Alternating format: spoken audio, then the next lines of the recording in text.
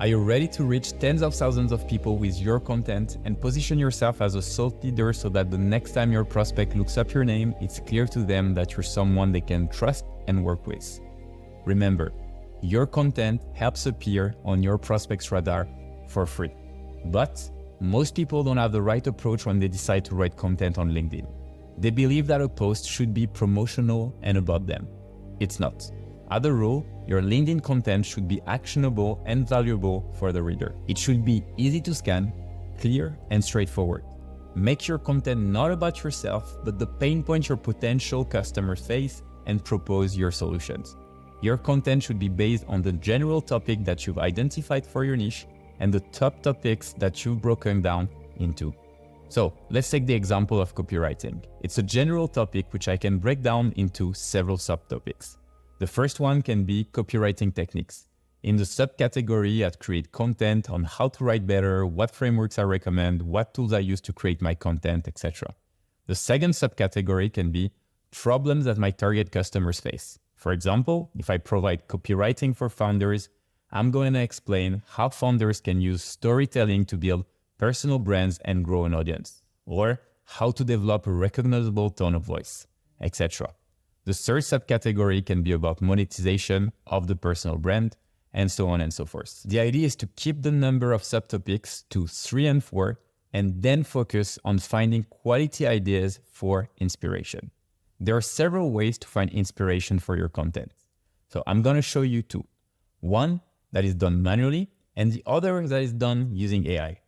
First, you need to identify influencers in your niche. For example, Matt Barker runs a copywriting business. He is building it in public and sharing copywriting tips for everyone who wants to repeat his success. Then there's Lara Acosta, who also creates viral content on how to write better and grow on LinkedIn.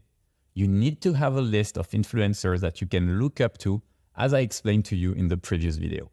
Then you gotta identify the main topics they cover and see which ones have the biggest number of likes and comments. And then think about how you can improve them.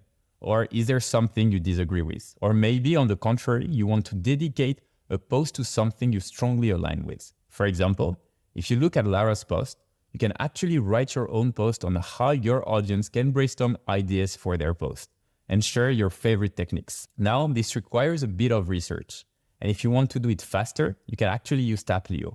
As I demonstrated to you before, Taplio shows you all the best performing content based on the topic of your choice. In this example, I filtered the post by the topics of copywriting, how to write better, copywriting frameworks, and how to write viral posts to check what advice other creators give and if I can improve any of their posts. You will learn more about it and how Taplio can help you skyrocket your LinkedIn growth with Kevin, but for now, this is just to give you a brief idea. Now, let's see how exactly you can write engaging and well-performing posts that can help you grow on LinkedIn and establish your expertise. During the past year, my team analyzed hundreds of thousands of post structures and content published by top LinkedIn influencers, and I guarantee you that the majority of the posts that worked were not about them, but their take on industry problems, controversial opinions, advice, and so on. Before giving you all the frameworks and copywriting tips to write posts that generate revenue and will help you build and grow an audience, there are 2 rules to follow if you want to create posts that generate engagement. The first one is to talk directly to your reader, not to a general crowd, not to yourself, but to your reader. When you talk directly to your readers, they will relate more and engage much more easily with your content. The second rule is that you need to follow the trust triangle. Remember it? That means that your content needs to educate and provide value, entertain, or inspire people and motivate people. The idea is that your content needs to do at least one of these, but if you can do 2 or all 3, your posts have a better chance of generating engagement. On LinkedIn, you have many different options to share your content. You can create posts that are short and text only. These are super easy to scan, have a clear, straightforward structure with no fluff and no bullshit. Or you can create posts that are text only but much longer. Both work well when they're well written, but you should always test your audience first and see if they are willing to spend time reading your long posts. Image posts are visually also super catchy and they stop people from scrolling, which is definitely a good strategy to increase your visibility and engagement. If you have multiple images to share in one post, you can post what we call carousels. It will allow readers to swipe to see all the images, just like on Instagram. They're also a catchy way to provide value in a very clear and structured way. You can also post videos on LinkedIn, like teasers for your YouTube videos or snippets of your podcast. Just make sure that your video is not too long and always add subtitles for people who might have their sound off. You can even post GIFs, an even more catchy way of getting someone's attention.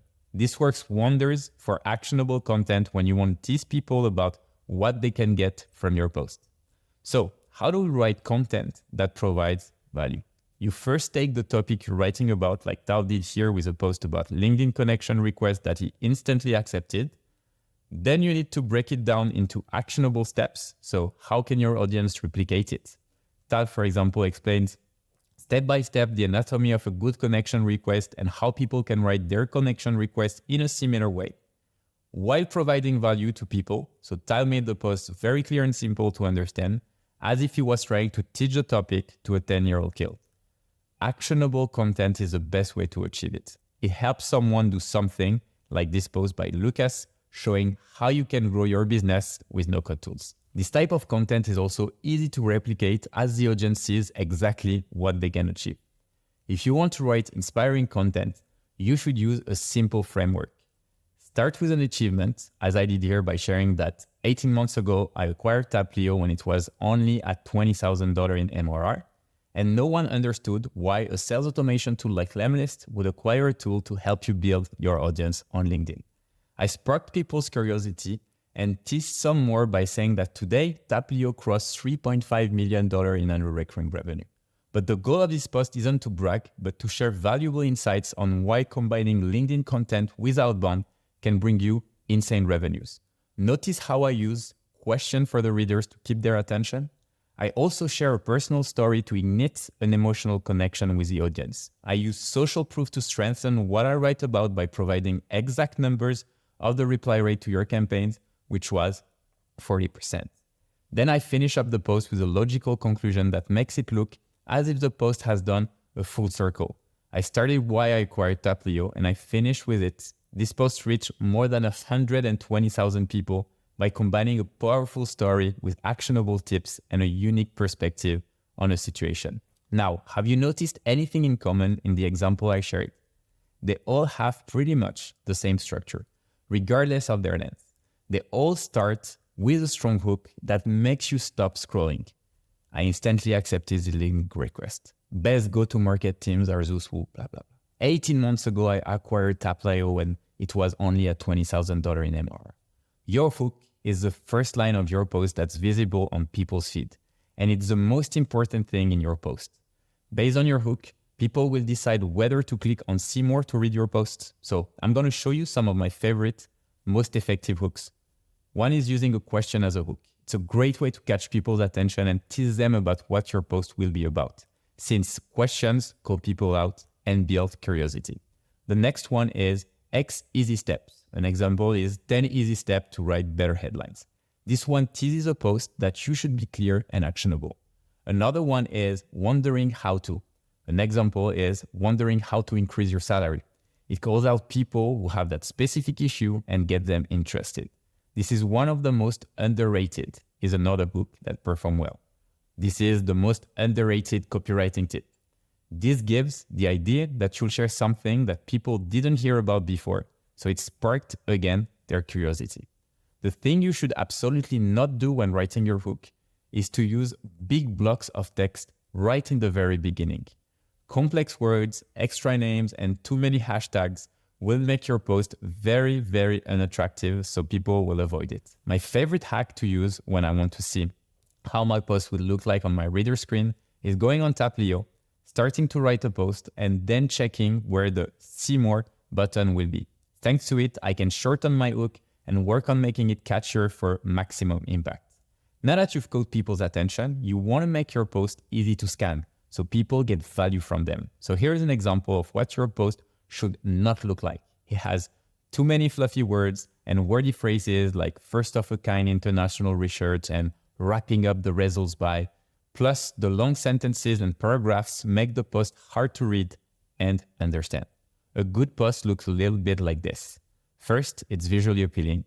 You can notice how sentences get longer and longer as the post goes on. This is also to make the text more fluid. Secondly, it's easy to scan, which means that readers can get value from it even without reading every single line. Sentences are deconstructed and structured into easy-to-read bullet points. So when writing my post, I follow a few rules. 1, I talk directly to my reader. 2, I cut all the unnecessary words because I want to be as clear as possible and get to the point quickly. My third rule is that I make the text visual and easy to scan. I use bullet points and arrows and keep all sentences short and crisp on a single line. The first rule, I always add a conclusion or a key takeaway for the post. Plus, I add an emoji to show a bit of my personality and connect with people on a personal level. It's basically the exact opposite of what we learned about writing in school. And that's something people should keep in mind when writing online. You should break the patterns and make your writing stand out in a different way that you learned in school. Another idea is to use what they call text sandwiches, which are basically a bunch of bullet points between 2 lines of text. This makes your idea really easy to scan. You can add multiple of these text sandwiches in your post to talk about different parts of your idea, like Justin Wells did with this post. One hack is to add bullet points instead of dashes for a better looking structure. You can also use emoji to structure your post, since they can boost your content visibility and also add a little bit of color. One thing to keep in mind is that writing at a high school level stops people from reading your post and understanding your idea. This is what high school level writing looks like. Long lines and complex words that make your post hard to read. Instead, write at a grade 5 level or below. You can always check your post on the Hemingway app and make your writing way more comprehensible for people, which in the end helps you reach way more people. This is what grade 4 or 5 writing looks like. Concise and clear instruction. You start working on your personal brand, you publish every day on LinkedIn, and your visibility grows.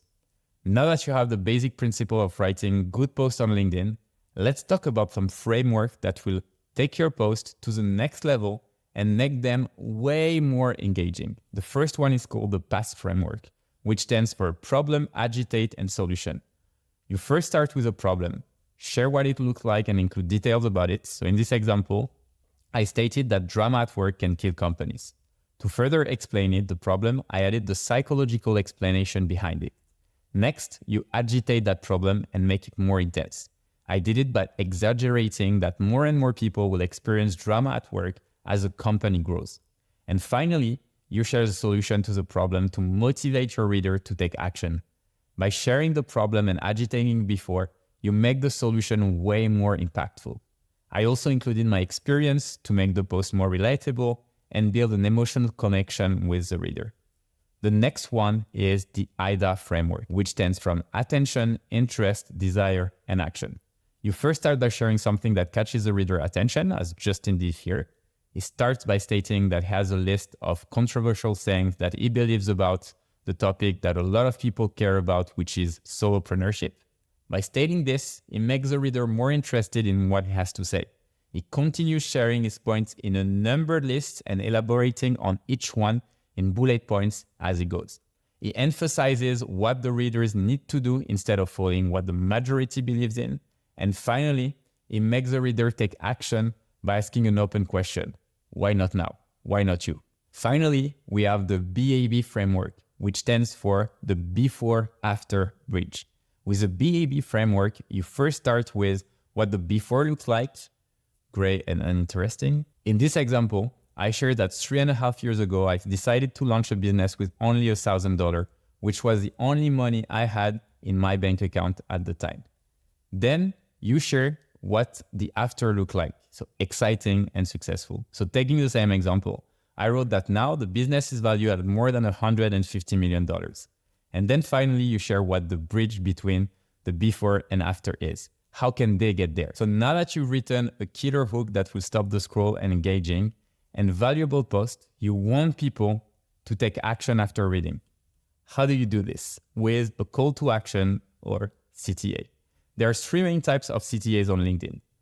check out external content like a landing page or a newsletter, follow you on LinkedIn, or engage with your post by leaving a comment or a like. To get people to check out external content, you can directly put a link at the end of a super valuable post, but keep in mind that LinkedIn lowers the reach of posts that includes direct links. Why? Because LinkedIn makes money, like all social media, by selling ads. And to sell more ads, they need people to stay longer on their platform. So when you put an external link, you're sending people away from LinkedIn and they don't really like it. However, even though your reach might decrease, this will increase your click-through rate or the number of people who will actually click on the link after seeing it. Another classic way of doing this is to put the link in the first comment and mention that in the post, like what Lara did here for her cohort. This is a good way to balance between reach and click-through rate. So when you put a link in your post, by default, LinkedIn tries to add a preview image of the link in your post. While in most cases, you want to remove the preview, if your preview image is good, then it can also work pretty well since it will make your post more catchy, as I did here for my YouTube video. When you're trying to get people to follow your content, you can put a CTA for that as well, right at the bottom of your post, like what Matt has done here. And the easiest way to get people to engage with your post and reach more people is to offer something in return for engaging. In this case, Kevin offers a free copy of his guide on how to grow on LinkedIn. We know this strategy works because we've done it ourselves many times successfully. Tal uses it for his guides on video scripts that book 10+ meetings each week. So the more people comment, the more social proof you have for your content, and the more users you reach, and therefore, the higher your credibility gets. Remember, the key to success is about being consistent. So my rule is called the rule of 100. To see the results, you have to post every single day for 100 days using the frameworks I've just shared. This time is necessary to build a habit of writing consistently and establish your expertise if you're starting from zero. I know it seems scary, but in the next session, I'm going to share with you my secret of never running out of content ideas. You will see that those 100 days will seem like nothing because you will be able to create batches of high quality content in a few minutes. See you there. Peace.